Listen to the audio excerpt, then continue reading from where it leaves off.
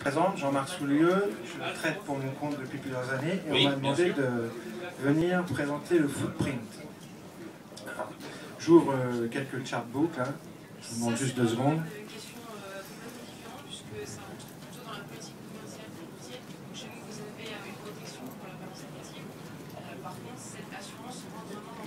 Ceux qui sont déjà familiers avec le footprint, ils peuvent lever la main. D'accord. Les autres, c'est... Alors attendez, dans ces cas-là, on va partir du début.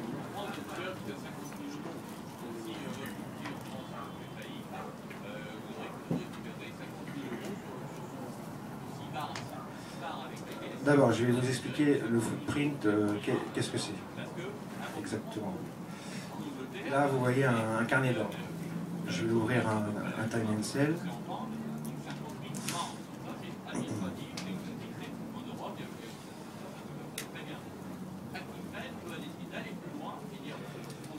S'il veut bien.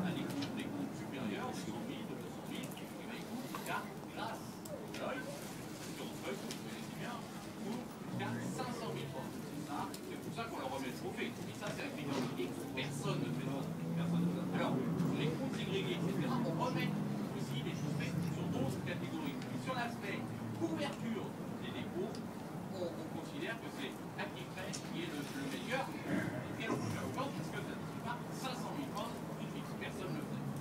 C'est ça, on le remet. Bon, c'est pas grave, on va faire santé. Voilà, parfait. Merci. Où est-ce qu'il est?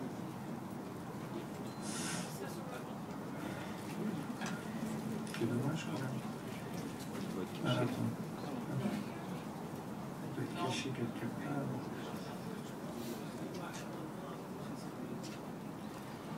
Ouais, attends. Je vais partir du carnet, c'est pas grave. Normalement, s'il fait un tout, il devrait être trouvé. Il a disparu aussi.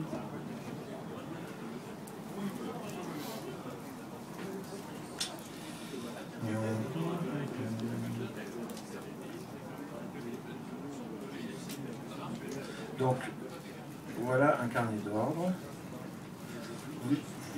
Vous avez ici les gens qui se sont placés dans le désir d'acheter.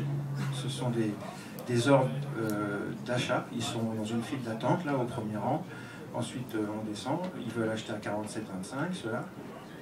Donc là, ils sont servis. Et vous voyez les petits chiffres rouges qui apparaissent. Ce sont les gens qui viennent leur vendre. Comme eux veulent acheter, il y a des gens qui viennent leur vendre. De l'autre côté, c'est pareil. Il y a des gens qui désirent vendre. Donc, ils ont placé des ordres de vente limite, ici. Et il y a des gens qui viennent leur acheter ce qu'ils vendent. C'est les petits chiffres verts qu'on voit là. Donc, dans le carnet d'ordre, ici, on appelle ça le bid. Et ici, on appelle ça l'ask. Quand on vient taper le bid, on appelle ça hit the bid. Quand on vient soulever l'offre, on appelle ça lift the offer.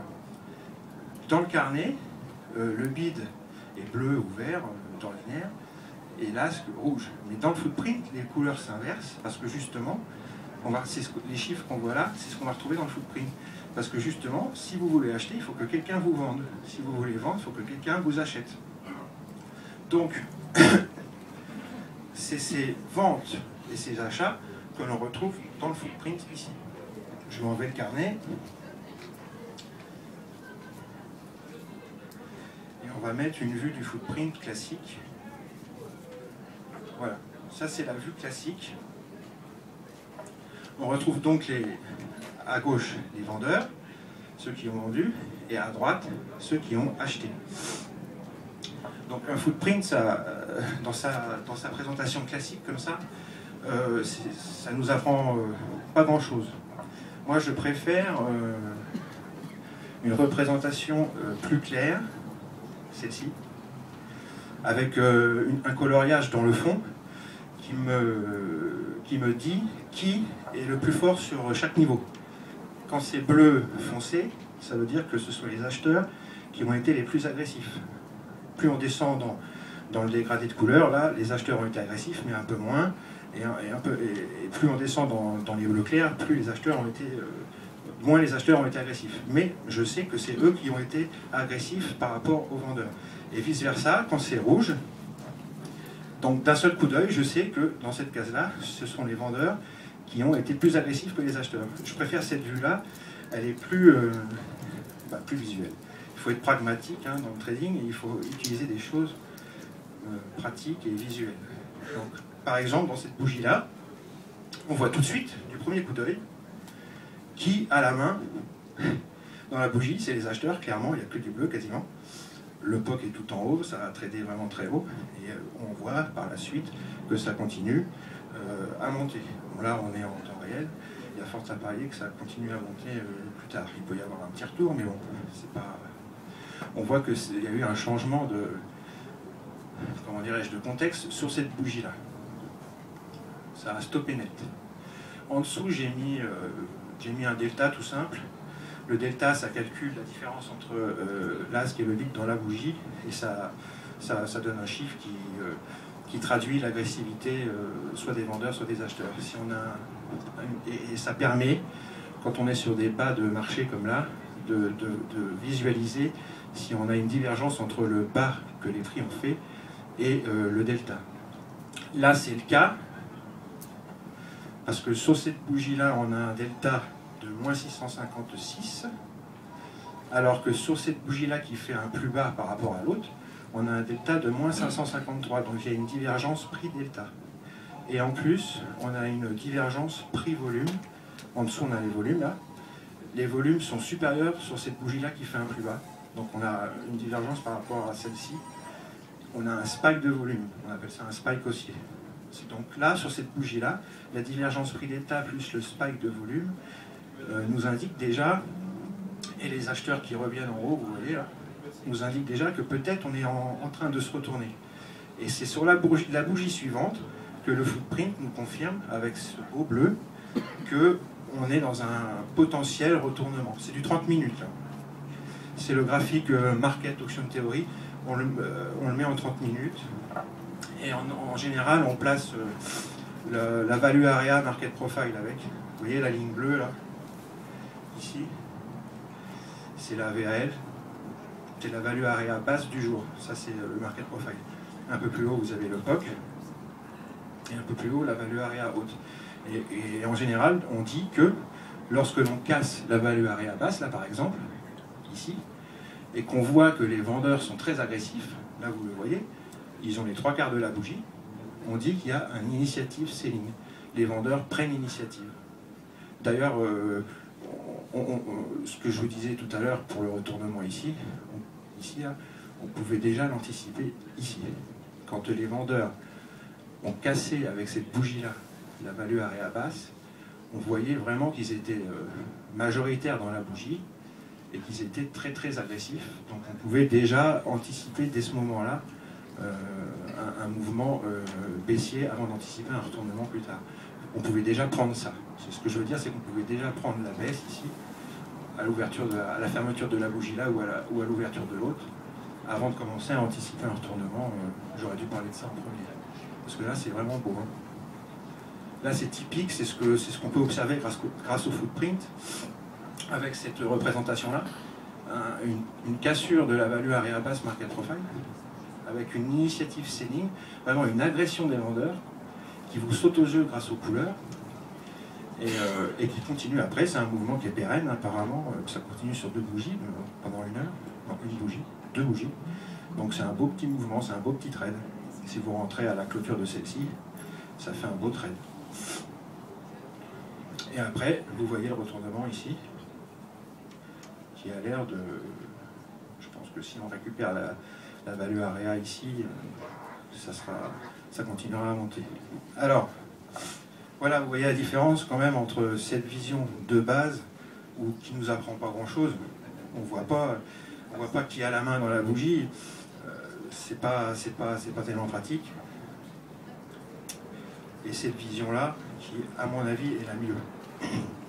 Donc si vous avez la possibilité sur vos plateformes d'avoir le footprint, réglez-le avec un background color, comme on dit, une couleur derrière qui vous dit à chaque niveau qui a la main. C'est beaucoup plus visuel. Ça sert à rien. Un footprint comme ça, pour moi, c'est inutile. Avoir ça ou rien, c'est pareil. Par contre, ça, c'est autre chose.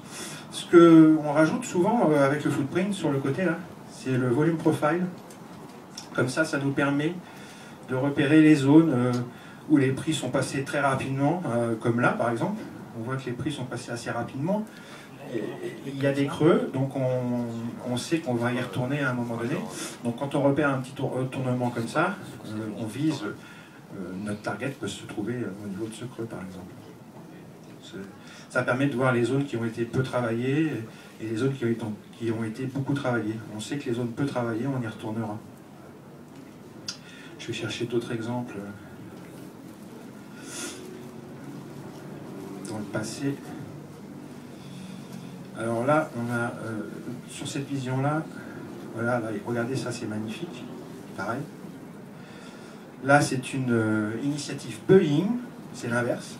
La bougie est toute bleue, on casse la value area haute market profile, on prend appui sur le POC, on casse la value area haute market profile. Les acheteurs ont la main, c'est tout bleu. Et ça continue derrière. Si vous rentrez à la clôture de la bougie, là, vous faites un petit scalp assez sympa. Vous pouvez aussi, il y a d'autres, attendez, celle-ci, il y a le responsive selling aussi, c'est quand on n'arrive pas à casser. Là, par exemple, les acheteurs tentent de casser, derrière sa clôture, derrière, on a une rouge, avec les vendeurs, on le voit très bien, puisque la bougie est très rouge, qui reprennent la main. Donc là, c'est un responsive selling. Les acheteurs ont tenté de casser, mais les vendeurs ont repris la main derrière. Et hop, ça descend. Je ne sais pas si ça descend encore. Ouais. On descend quand même assez bas, ça fait un petit scalp sympa aussi. Mais le graphique 30 minutes, c'est pas tellement pour scalper, c'est pour se faire une idée un peu de la big picture. On se fait une idée c'est surtout pour les traders intraday.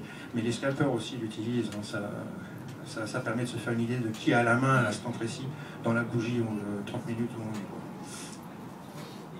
Vous voyez que c'est quand même assez clair, il y a des bougies où c'est plus clair que d'autres, celle-ci par exemple. On voit que c'est vraiment... Je vais resserrer, attendez.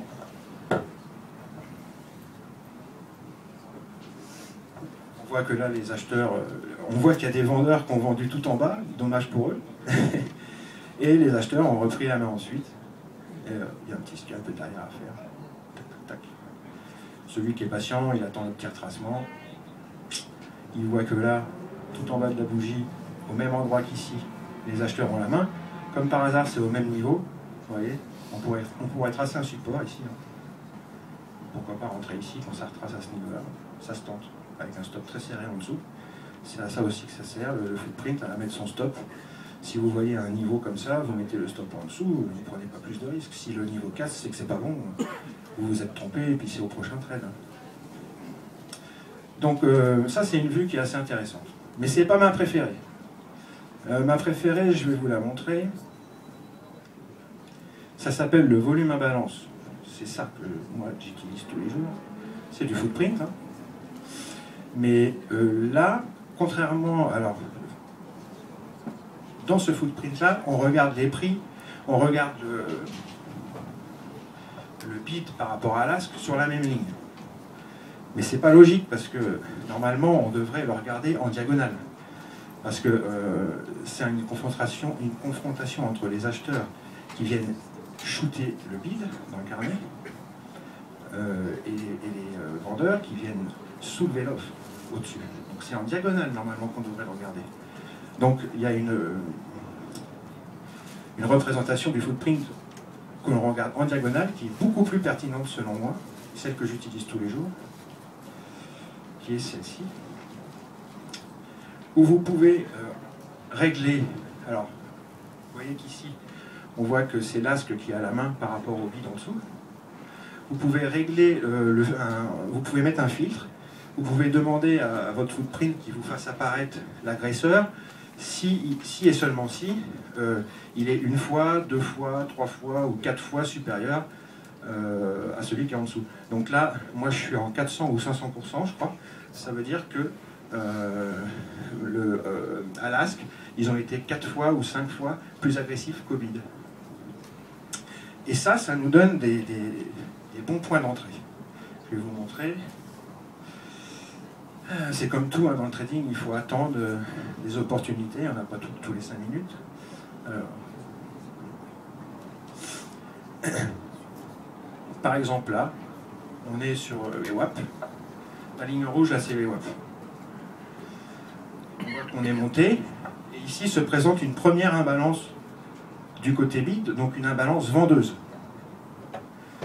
On sait que là, en haut de cette bougie qui est une bougie bleue, hein, quand c'est bleu sur le côté, ça veut dire qu'on a ouvert ici et on a fermé ici. Donc c'est une bougie bleue. On sait qu'en haut d'une bougie bleue, et ça c'est la mèche de la bougie, en haut de la mèche de cette bougie bleue, les vendeurs ont été très agressifs. 535 contrats vendeurs. Donc ça attire notre curiosité, on regarde, on continue à regarder, d'autant plus qu'on est sur VWAP. Donc souvent, quand on revient sous VWAP, on peut buter dessus pour repartir.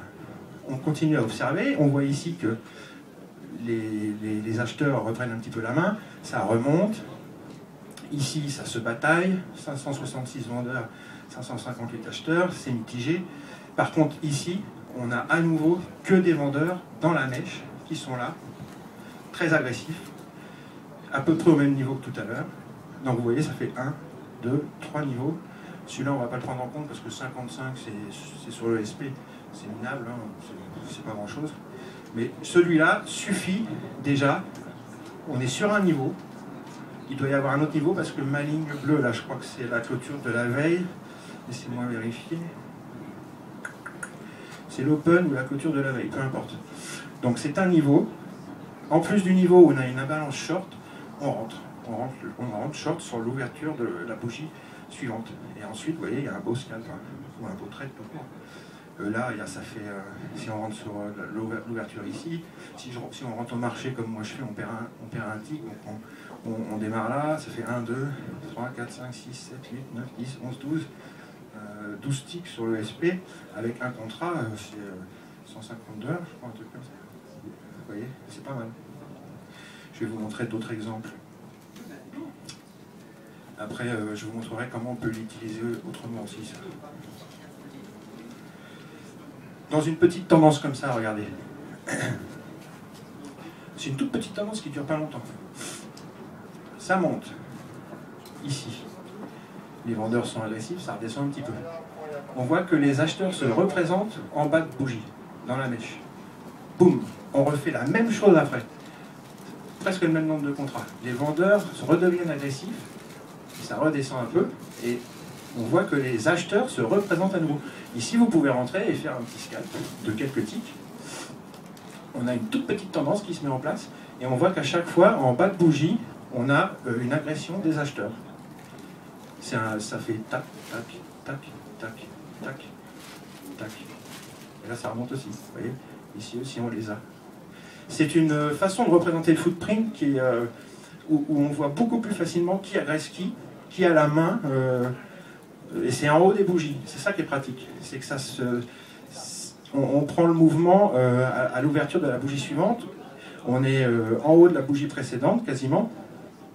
Et donc, ça permet de placer son stop très près. Imaginons, je vais essayer de vous trouver un exemple. Il y en a tout le temps, donc ça va pas être compliqué. Moi, j'ai un setup avec les SD3 et SD4. Attendez.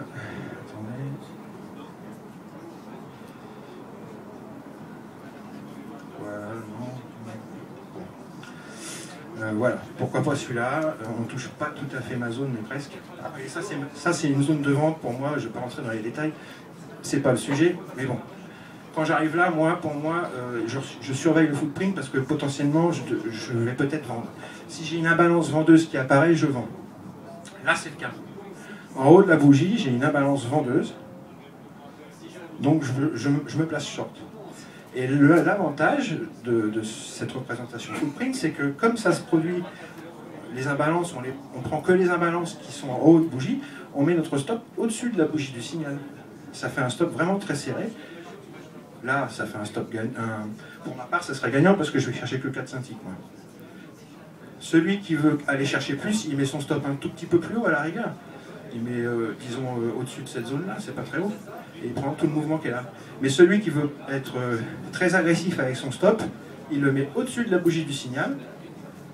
Et ça fait des pertes minimes. Alors qu'en général, si le trade part tout de suite, ça fait au moins 5 ticks. Donc c'est quand même sympa. Pour ça aussi, c'est sympa. Je vais vous montrer d'autres exemples. En voilà une qui est belle. Regardez. Boum. Une belle bleue. Je sais pas. Et puis qui monte fort. Hein. Parce qu'on voit là du côté ASP que les acheteurs ont la main. Toute la bougie. Ça monte, ça monte, ça monte, ça monte. C'est eux qui sont c'est eux qui agressent c'est eux les agresseurs. Et par contre, quand on arrive tout en haut de la bougie, ben, tout d'un coup ils se calment, on ne sait pas pourquoi. Et c'est les vendeurs qui commencent à s'exciter. On le voit grâce à ça. Boum. 153, short. À l'ouverture de la bougie suivante, vous shortez et vous prenez la petite descente là. Alors ça peut permettre aussi de tenir un trade tant que rien ne vous alerte. Par exemple, le trade là je le tiendrai à peu près jusque là. Là je vois que les vendeurs, les acheteurs reviennent un peu dans la course, donc je commence à me méfier, je sors. Mais ça fait un beau trade, hein. 1, 2, 3, 4, 5, 6, 7, 8, 9, 10, 11, 12. Ouais, ça fait à peu près encore 12 ticks. Tu sais, vous faites ça 3-4 fois par jour, c'est bien. Hein. Bon, il y a d'autres exemples. Donc moi, c'est celle-là. Donc celle-là, ça s'appelle, cette représentation-là, c'est la représentation en volume imbalance. Sur Ninja, vous pouvez le faire, sur Ninja Trader, sur Sierra Chart, sur plein de plateformes, vous pouvez le faire. La time frame, peu importe. Il faut prendre une time frame qui convient le mieux à l'instrument. Là, on est sur le SP500, donc c'est du 5 ticks reversal, mais je l'utilise en 10 minutes aussi sur d'autres instruments. Il faut choisir la time frame la plus adaptée. Je vais essayer de voir après, on va regarder sur le crude après. Mais c'est sur le SP que ça marche le mieux, et le boom.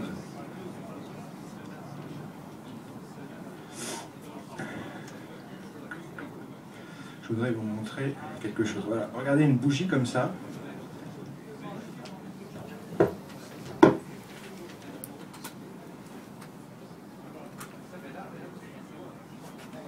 Vous voyez une bougie comme ça où vous avez 3 niveaux d'affilée, voire plus, comme ici. 1, 2, 3, 4. Ben, vous pouvez vous dire que quand on va tracer un rectangle, quand on revient à cet endroit-là, éventuellement, ça peut être un support, plus tard, parce qu'on voit que là, à cet endroit-là, les acheteurs ont été très agressifs. Et, si le support ne tient pas, c'est une zone où on peut mettre un sell stop juste en dessous, parce qu'en général, quand on ne tient pas ces zones-là, si elles cassent dans le futur, eh ben, ça casse fort. Bon, évidemment, ça ne va pas le faire, là, comme par hasard, on va les voir.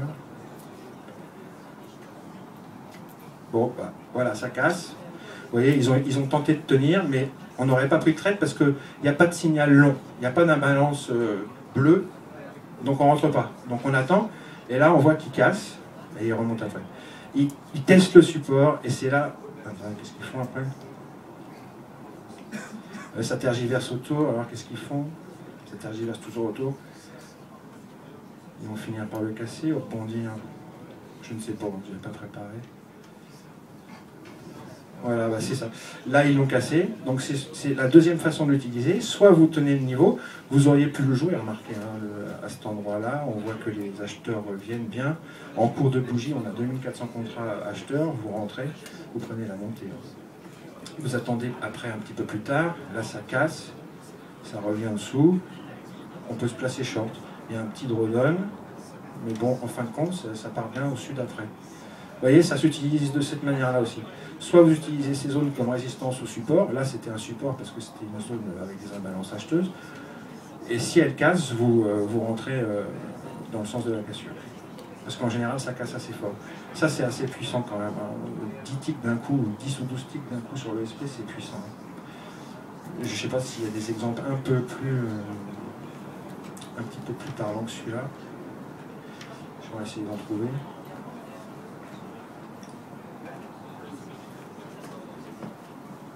Donc voilà, moi c'est ce que je vous conseille d'utiliser comme type de footprint. Vous pouvez avoir un graphique en 30 minutes, moi je l'ai comme je vous ai montré au départ. Ça vous montre l'état général du marché sur une time frame un peu plus importante. Mais pour affiner ses entrées et ses positions, mettez-vous en volume à balance, c'est un conseil. Là vous voyez, ici on peut mettre un petit rectangle. Parce que je ne l'avais pas vu celle-là. Il y a 3 niveaux là. Tac. Et quand on revient dessus ici, il y a un signal d'achat. Ça c'est beau ça. Je ne l'avais pas vu. Donc là, grosse montée. Là on a 3 niveaux d'imbalance acheteuse. C'est donc une zone potentiellement qui fera support plus tard. Parce qu'on sait que les acheteurs étaient très positionnés à cet endroit-là. Et vous voyez ici, ça revient dessus. Et on a un signal d'achat, 1043 contrats du côté acheteur. Vous rentrez à l'ouverture derrière et boum, magnifique scalp.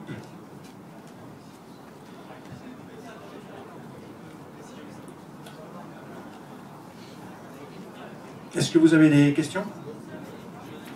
Est-ce que vous avez compris le principe? Demandez si vous avez des trucs que vous n'avez pas pigé. Parce que je suis là pour ça.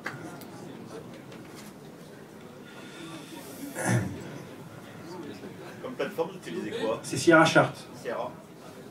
Sierra Chart, oui. Et tout c'est natif de C'est natif dessus, si vous prenez le level 5, qui est à, je crois, $45 par mois. Ou et on a donc par mois. Le footprint, oui. Après, comme ça avec les... Oui, tout à fait. Je pensais qu'il fallait passer par Order Flow Analytics pour ça. Pas du tout, non, ça c'est Ninja Trader. Et ça c'est payant, rien n'est natif sur Ninja, tout est payant et très cher. Ouais, sur Sierra, c'est pas cher parce que vous payez juste l'abonnement à Sierra mensuel, le pack, le level 5, et tout est natif dessus. Tout est natif dessus. Ah ouais, c'est rien à payer en plus, quoi. Vous pouvez l'avoir sur Market Delta aussi. Mais là aussi c'est très cher. C'est d'ailleurs eux qui l'ont inventé, je crois. Oui, c'est plein. Et c'est mieux ou pas Market Delta pour vous? Moi je l'ai utilisé, c'est pas mieux, hein. J'ai exactement la même chose là. Ah oui, non. J'ai exactement la même chose là sur Sierra pour $40 par mois. Et j'ai IQFIT comme flux par contre, ça c'est à part. Mais bon, ça dépend sur quels instruments vous travaillez. Moi je prends IQFIT parce que je travaille le DAX et sur le DAX IQFIT il n'y a pas mieux. Mais si vous travaillez les indices américains, un flux comme Transact ou Kinetic, ça suffit largement. Tout à l'heure, vous disiez aussi que ça... Vous parliez du ES et après du... Vous allez dire, on va voir ça sur... Le pétrole? Non, sur le Bund. Ah oui. Est-ce à dire que ça marche mieux sur les marchés très liquide. EP, SIC? Tout à Ça fait. marche mieux que sur le volume à balance marche beaucoup mieux sur les marchés très liquides. Ouais. Sur le SP, le Bund. Ça marche aussi, je vais vous montrer, sur le DAX et puis sur le CRUD, qui sont moins liquides, mais on a moins de signaux. Il faut attendre des signaux plus longtemps et les prendre en confluence avec des bons niveaux, hein, des niveaux qui tiennent en général. Je l'utilise sur le CRUD. Hein. Là, c'est un graphique en 12 ticks reversable sur le CRUD. Sur le Bund, ça marche bien. Sur le Bund, ça va. Moins bien que sur le SP, mais ça marche bien. C'est vraiment sur le SP que ça marche terrible, quoi.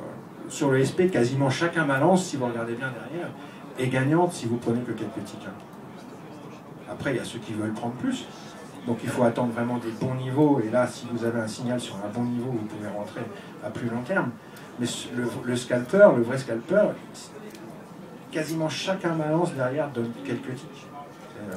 C'est impressionnant. Si vous voulez, on va revenir dessus. Il faut que ça fasse, par contre, attention, hein, il faut que la bougie fasse un plus haut par rapport à la bougie précédente. Voilà, alors celle-ci, par exemple, elle fait un plus haut par rapport à la bougie d'avant. Il y a une imbalance short, vous rentrez derrière, vous faites 4 ticks. Boum. Ici, celle-ci, elle a... Ah ouais, mais elle ne fait pas de plus bas par rapport à la précédente. Par contre, le signal short est beau. Bah, j'en ai déjà parlé dessus là tout à l'heure, non ? C'est la bougie qui arrive à fond, et puis tout en haut, il y a des vendeurs qui se présentent, et puis ça descend après. voyez, il ne faut pas avoir peur. Ça, c'est un FED. On appelle ça un FED. C'est très agressif. La bougie, elle vous arrive à fond dessus. Vous avez l'impression qu'elle va tout défoncer. Mais en fin de compte, non. Les vendeurs se présentent tout en haut. Et en rentrant derrière, à l'ouverture de la bougie derrière, bah, vous faites un scalp. Hein, quelques ticks très facilement. C'est du scalp en fading, de toute manière. Là, c'est du FED. Mais vous pouvez aussi, comme j'ai expliqué tout à l'heure, faire du suivi de tendance. Quand vous avez des retracements, par exemple dans une tendance haussière, si vous avez des retracements, et que sur ce retracement, en bas de ce retracement, vous avez un signal long, vous le prenez. Vous pouvez pyramider comme ça. Bah, c'est ce que j'ai montré tout à l'heure. Est-ce qu'il y en a une tendance quelque part? Ça se fait rare, là. Ces jours-ci, c'est pas terrible les tendances.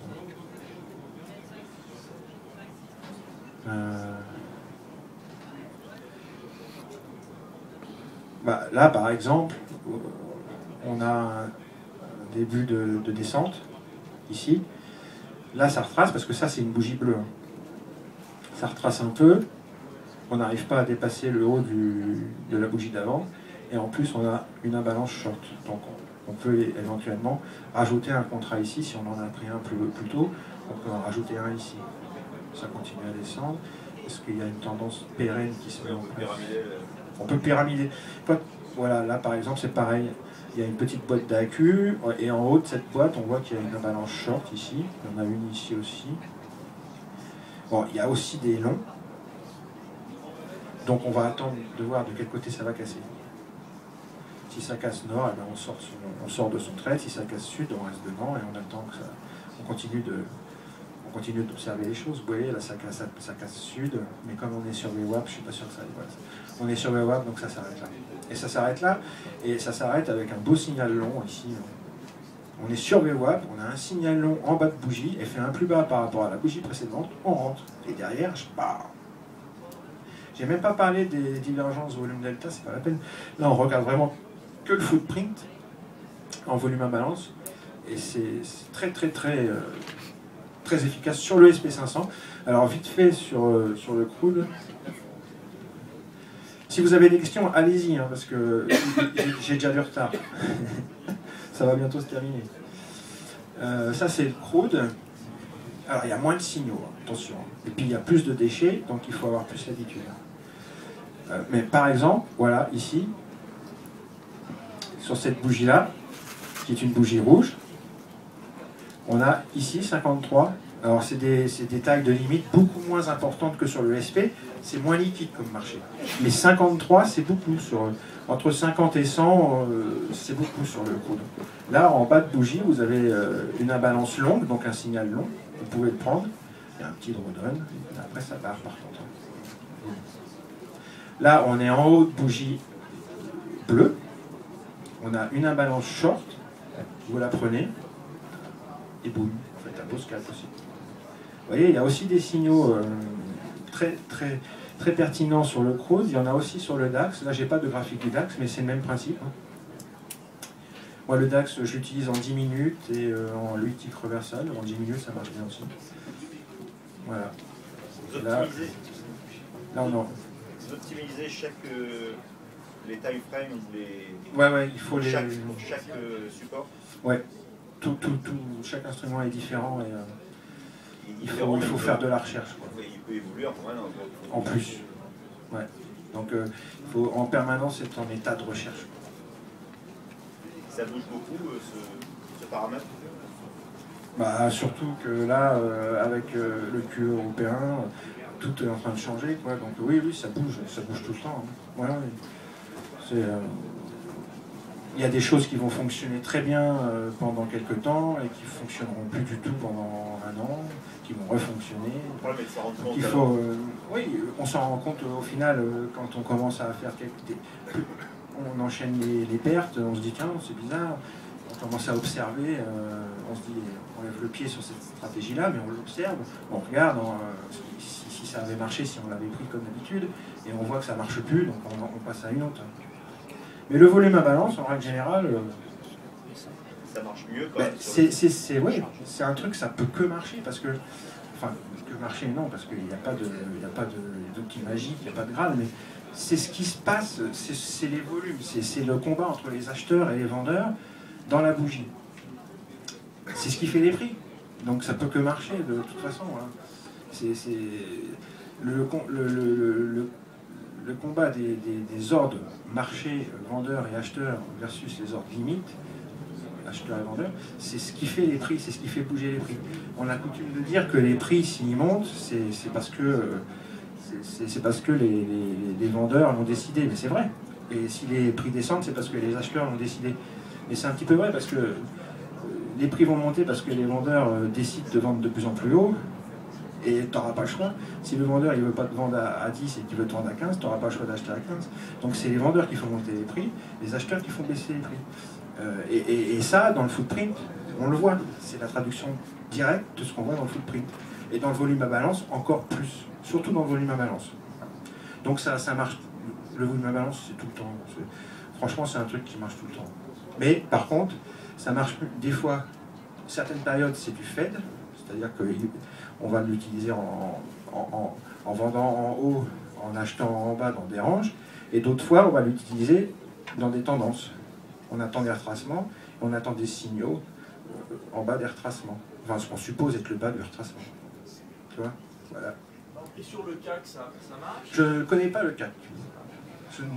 J'ai jamais tradé le CAC. Mais j'imagine que ça doit marcher, c'est liquide. C'est pas très liquide le CAC. Non, c'est moyen. Ouais, donc si c'est pas très liquide, c'est. Les marchés peu liquides, ça marche, mais il faut chercher sa time frame, il faut chercher son réglage. Là sur le SP, j'ai réglé à 400 ou 500%, je ne sais plus. C'est-à-dire que il faut que la quantité d'acheteurs soit 4 ou 5 fois supérieure à ma quantité de vendeurs pour que ça affiche bleu. Et il faut que là c'est pas réglé comme ça, là, parce que c'est le coût, je crois que c'est du 200%. Là. Il faut que et pour le côté rouge, il faut que pareil, il faut que ça soit 4 fois plus, il faut que ça soit 4 fois plus supérieur à ce qu'il y a en bas, en ligne en diagonale. Donc sur le CAC, il faut regarder quel réglage marche, s'il faut mettre du 2, 3, 4, 5 fois plus fort. Et puis il faut regarder aussi quel time frame marche. Je sais pas, je ne connais pas le CAC 40. Je ne sais point.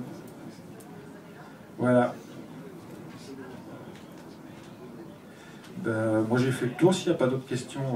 Sierra permet aussi de passer les trades, ou bien c'est uniquement. Ouais, alors ça dépend. On peut trader sur Sierra avec certains brokers, comme Infinity par exemple. Par contre, je parle du futur, moi. Hein. Parce que je parle pas des CFD, parce qu'on peut trader avec FXM aussi. Hein. Je parle des futurs, ouais. Il y a AMP ouais. et Infinity. Les autres, je ne sais point. Il doit y en avoir d'autres, hein. Mais moi c'est ce que je fais, je traite dans Sierra, dans le DOM que vous avez vu là, tout à l'heure. Bon là c'est avec EQFIT, donc c'est pas mon flux de trading, mon flux de trading c'est Infinity, donc c'est Transact. Voilà, je traite dans ce DOM là, je prends pas le DOM d'Infinity. Je sais pas qu'il est pas bien, hein, mais j'ai plus d'informations dans celui-là. J'ai le volume profile, qu'on n'a pas dans le DOM Infinity, et j'ai une sorte de footprint en fait ici. J'ai les quantités qui viennent hit the bid et lift the offer. Qu'on retrouve dans le footprint. Vous voyez, c'est ça qu'on retrouve dans le footprint. Là, le rouge ici et le vert ici, bah, c'est en train de s'afficher dans le footprint. C'est quoi? C'est le SP là. Si on regarde le footprint du SP, on va voir que c'est en train de s'afficher petit à petit. C'est quel Qu'est-ce que j'ai fait? T'as réduit la plateforme. Sierra. T'as réduit la plateforme. Ah bon? Ah oui. Rouvre ta plateforme complètement. Elle est où? Bah, Non, t'as réduit la plateforme. Ah oui, je l'ai réduite. Ben, normalement, je la retrouve là d'habitude. Elle a grandi. Où est-ce qu'elle est? Elle devrait être en bas. Hein. Je sais pas. Viens voir. Ah oui, d'accord, oui. Oui, parce que je l'ai mis en grand le DOM. Il y avait une question là. Il n'y a pas de question, il y avait une question. Ça, c'est le DOM de Sierra, ouais.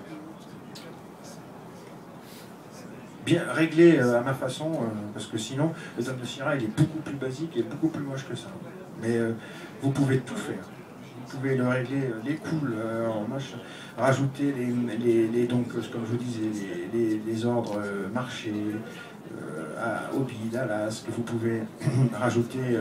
Alors ça, ils vont se rafraîchir à chaque fois qu'on repasse dessus, mais vous pouvez aussi mettre à côté ceux qui ne se rafraîchissent pas, mais qui s'accumulent au fil de la session.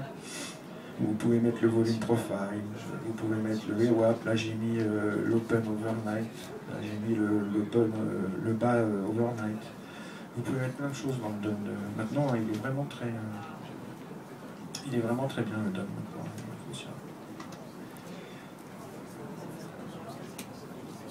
S'il vous plaît, Oui, sur le DOM de Sierra, on a la position quand on rentre et les oui, autres oui. qui rentrent derrière. Ah non, par contre. Oui, je comprends votre question. Non, j'ai demandé s'ils pouvaient le faire et ils m'ont répondu à l'époque c'était pas à l'ordre du jour. Non. Non, ça c'est sur Xtrader. Il faut prendre Xtrader. Pour faire quoi Pour avoir votre position dans la queue, c'est ça? Et puis pour savoir combien de traders vous avez derrière vous. Ouais. Pour avoir... Par contre, vous l'avez dans Bookmap, ça. Vous avez été à la conférence de Bookmap ce matin? J'ai oublié d'en parler, ça. Quand vous tradez avec Bookmap directement, par le biais de NinjaTrader par exemple, vous avez votre position. Ça vous affiche votre position dans la queue. J'ai oublié de le dire. Alors, finalement, je veux dire, il y a Bookmap, il y a le footprint, tout ça, finalement, c'est la même façon de regarder le market profile. Enfin, le volume profile. Ça revient au même, finalement. Un petit peu. Pas tout à fait, non. C'est des outils différents pour regarder l'order flow. Oui, c'est ça, l'order flow. Donc effectivement, l'order flow aussi, le volume profile, ça découle de l'order flow, effectivement. Vous préférez quoi, vous, finalement? Vous préférez le... Moi, j'ai une boîte à outils avec tous ces outils-là et je les utilise tous. J'ai des niveaux avec le market profile et le volume profile. Et quand j'arrive sur mes niveaux, je regarde Bookmap et le footprint pour savoir si je peux rentrer ou pas.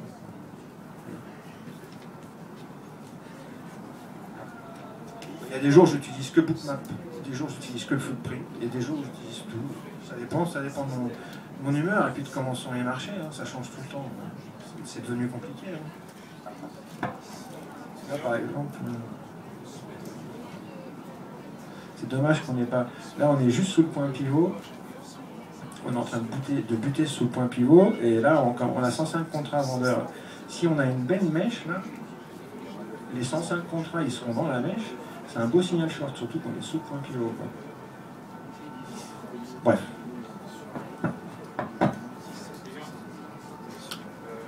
Ce matin, les ordres iceberg, vous avez dit que vous arrivez à les représenter graphiquement. Ouais, non, c'est pas graphiquement. Hein.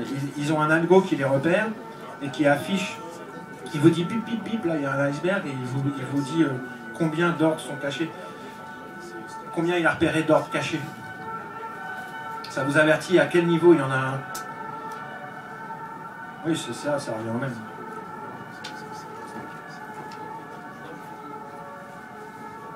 Très pratique. Il faut quoi comme matériel pour pouvoir jouer à ça? C'est pas un jeu. Hein. Oui, d'accord. C'est pas un jeu, d'ailleurs c'est le problème. Il y a beaucoup de gens qui prennent ça pour un jeu. Il faut, ça dépend ce que vous traitez, si c'est des CFD ou des futurs, je peux pas vous dire. Mais au niveau de l'affichage, ça dépend de l'information. Ah, le matériel informatique? Le matériel ne peut pas être à la main. Je suis pas informaticien, moi j'ai une carte. Alors il y a ceux qui prennent le parti d'avoir une carte dédiée au trading uniquement. Ils font rien d'autre sur leur ordinateur. Ça permet d'avoir, c'est des cartes qui permettent d'avoir 6, 8, 10 écrans. C'est un choix. Et il y a ceux comme moi qui prennent le parti d'avoir une carte plus dédiée pour les joueurs. Je joue pas du tout, hein, mais qui permettent, qui sont costauds donc, et qui permettent quand même d'afficher plusieurs écrans. Et moi j'ai ça. Après, ça c'est pour la carte graphique. Il faut quand même une carte graphique assez costaud, soit qui soit dédiée au trading pour pouvoir afficher tous vos écrans, soit un truc de gamer, comme on dit, des cartes qui sont vraiment costauds. Moi c'est ce que je conseille. Après, c'est pas forcé, hein, mais bon, si vous avez plusieurs écrans, je le conseille. Après, c'est surtout il y a une vidéo très bien sur YouTube là-dessus d'un gamin qui s'appelle Dorian Stoll. Faudrait que vous la regardiez. Il vous monte un ordinateur pour le trading, il vous fait l'ordinateur le plus puissant au monde pour trader. Dorian Stoll sur YouTube. Après, je pense qu'il faut beaucoup de mémoire. Moi, j'ai pas mal de mémoire. J'ai un i7 en Intel, en processeur. Et puis une bonne connexion Internet, c'est surtout ça. Parce que ce qui est important, c'est les informations que vous recevez de votre flux. Si vous avez une connexion pourrie, vous allez recevoir la moitié des infos. C'est ça, il faut vraiment une bonne connexion Internet. Il faut être en haut débit. La fibre, c'est bien mieux, c'est mieux, c'est le top, quoi. Ceux qui n'ont pas encore 100 mégas, c'est pas partout, ça va venir. Prenez les 100 mégas quand ça sera dans votre ville, parce que c'est ce qu'il faut. Moi, je les ai pas encore, je suis à 30 mégas, mais bon, c'est déjà pas mal. C'est ça, 30 mégas. C'est pas mal déjà. Et voilà, la connexion Internet, la carte graphique, et puis une bonne mémoire. Il faut que votre ordinateur il ne se mette pas à ramer, quoi. J'ai fini. S'il se met à ramer, c'est pas bon. Au revoir, merci. Au revoir tout le monde. Merci.